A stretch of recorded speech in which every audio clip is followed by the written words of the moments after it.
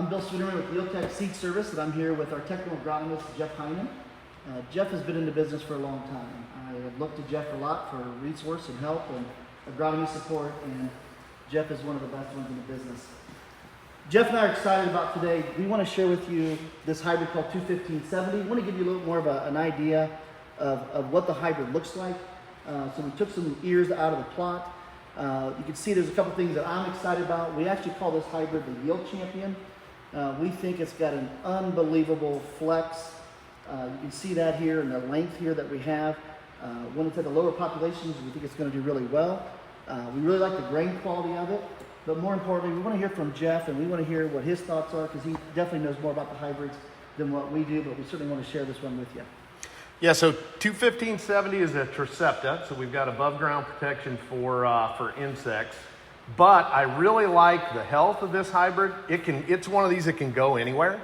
I've seen it on sand, and it'll still flex its ear, produce a really nice ear, fills right to the tip. Very healthy. Doesn't have to have a fungicide on it, but I still like a fungicide on it to maximize that ear size at the end of the day. It's going to be one of our highest yielding products in our entire lineup. And it's very showy hybrid. Deep dark green. It's landlord corn, and it's going to be in high demand. So off the camera, you were saying that it was the hybrid that you're worried about selling out. Is that Yes. right?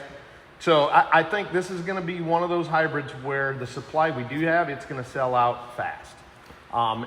You want to keep it. It is a true 115 day, so it holds its moisture a little bit. But for guys that don't have a dryer, it's probably not the hybrid for them. But if you got a dryer and you can handle 115 day moisture, it is going to be a hybrid you're going to want on your farm. So Jeff, I actually went in my plot and picked the worst size ears that I could. You guys Sure. know better than that. But if I break this ear open, what kind of girth do you expect to see out of this?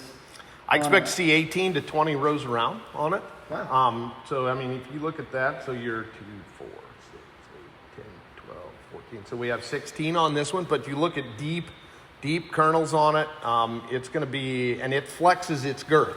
Yeah. So we have hybrids that flex length. This one will do a little both, but it flexes its girth. If this plant is out all by itself, it's going to put a baseball bat of an ear on. So let's say we talk to a guy that feeds a lot of corn.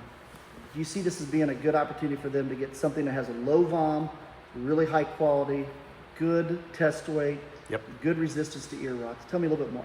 Yes, so it's going to have high test weight. In fact, we've got it with to be tested with several grain millers because of the test weight and the grain quality.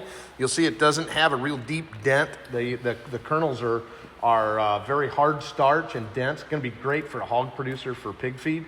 Probably not going to be the best choice for silage because of that. You have to process that kernel a little more.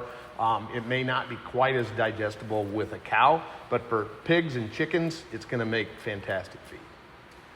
So farmers want to know what the best thing about each of the hybrids are. There's no doubt we as sales guys and dealers, we try to sell that. But also we know there's some watch outs for certain hybrids, and we know that the farmers do a great job of managing that risk. What is just maybe one slight watch out for this hybrid as you think about where to place it, how to use it best? You talked about the need for drying it and those kind of details, but tell me a little bit more.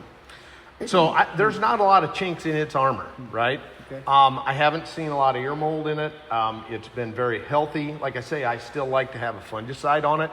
I mean, all of these hybrids are susceptible to things like tar spot, but this one seems to be a little better in our lineup than most.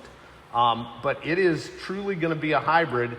At least where I've looked at it, across a lot of different plots where I can put it on drouthy sand, I can put it on good dirt, high fertility, maximize yield. You can put it, even on muck if you're further south, right? It gets pretty big.